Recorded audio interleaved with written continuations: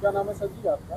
Tulsiram Yadav advocate. आज जो Sultanpur court परिसर में आए हैं, क्या है मामला? मैं bar council of Uttar Pradesh का चुनाव लड़ रहा हूं और प्रचार के संदर्भ में यहां वकीलों से जनसंपर्क करने आया हूं और सहयोग मांगने आया हूं जनपद सुल्तानपुर के अधिवक्ता बंधुओं से कि प्रथम वरीयता का मत दे करके हमें जीताओ में। महोदय, ये जो कल जो घटना हुई है हापुड़ में, जी, इसमें अधिवक्ताओं के ऊपर लाठीचार्ज हुआ, इस मामले को किस तरह से देखते हैं और क्या करेंगे? ये एकदम निंदनीय है। ये काम इतना बड़ा निंदनीय है।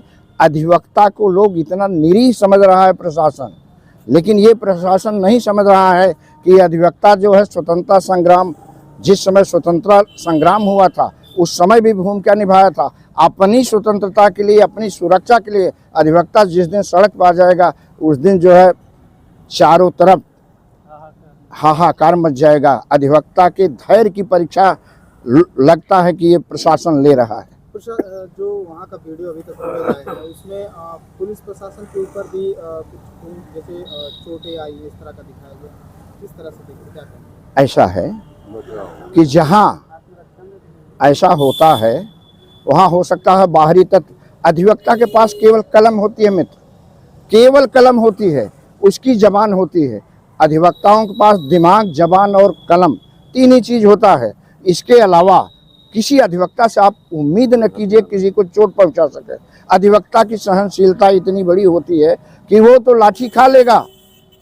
गांधी जी भी अधिवक्ता थे, एक गाल पर खाए तो दूसरा उधर कर दिए। तो अधिवक्ताओं में वो सहनशीलता होती है मित्र कि उसको एक समाज के लिए दर्पण है। लेकिन ये लोग अधिवक्ताओं की, ये प्रशासन कमजोरी समझ रहा है।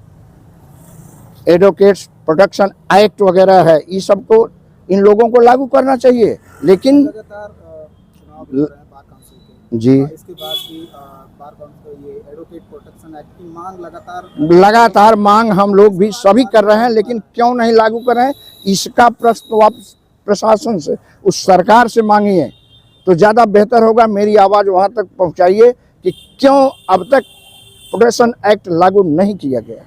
तो अगर मैं मीडिया बंधुओं से अनुरोध करता हूं कि वकीलों की आवाज़ इसको चारों तरफ फैला दे कि हमारे प्रोटेक्शन एक्ट को लागू करें ताकि अधिवक्ता सुरक्षित रहे। अगर आप चुनाव जीतते हैं तो किस तरह पहल करेंगे एडवोकेट प्रोटेक्शन एक्ट? जितना हो सकेगा, जितना प्रयास मुझसे हो सकेगा, प्रशासन के स्तर से, हर स्तर से उसको मैं लागू करने के लिए हर प्रयास करूंगा। अब ये है कि ये तो भविष्य की गर्त की बातें हैं कि कौन चुनाव जीतेगा नहीं जीतेगा। अगर कुछ ताकत आपके पास आ गई तो आपका साहस बढ़ेगा, आप निश्चित आगे बढ़ने की कोशिश करेंगे। तो अगर मैं चुनाव जीत गया, न भी जीतूंगा तो भी मेरा सतत प्रयास यही होगा कि ये प्रोटेक्शन एक्ट जरूर प्रशासन लागू करे। नहीं, ऐसा है, bar council of Uttar Pradesh के चुनाव में कोई पार्टी नहीं है। सारे जितने भी कैंडिडेट्स होते हैं सब स्वतंत्र होते हैं। सब अधिवक्ताओं का एक समाज है, अधिवक्ता बंधुओं की एक परिवार है। ये मेरे एक परिवार का चुनाव है अधिवक्ता बंधुओं के।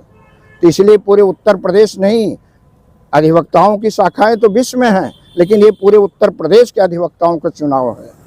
चुनाव को लेकर कोई प्रमुख मुद्दे प्रोटेक्शन वाली आपने बात जानी लिया। जो अधिवक्ताओं के साथ प्रतिदिन कहीं न कहीं कोई घटना हो रही है, जैसे अभी आप हापुड़ की घटना ले लीजिए, और भी हमारे यहाँ जौनपुर की भी घटना थी।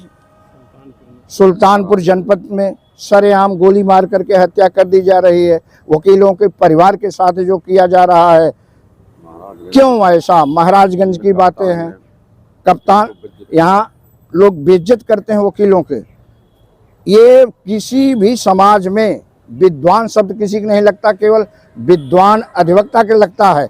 अगर इस देश में, इस शासन में विद्वानों की ये हालत है तो आम जनता की क्या होगी? ये जबकि समाज का दर्पण वकील होता है। क्या संदेश देना चाहेंगे सुल्तानपुर जनपद जो अधिवक्ता? अरे भाई, मैं तो यही कहूँगा कि अपनी एकता सारे लोग बनाए रहें, हर अन्याय के खिलाफ सारे अधिवक्ता बंधु लड़ें, और हो सके तो मुझ जैसे लोगों का समर्थन करें, ताकि मैं उनकी आवाज़ bar council of Uttar Pradesh में या किसी भी स्तर पर किसी फोरम पर उठाना हो तो मैं सक्षम हो जाऊं।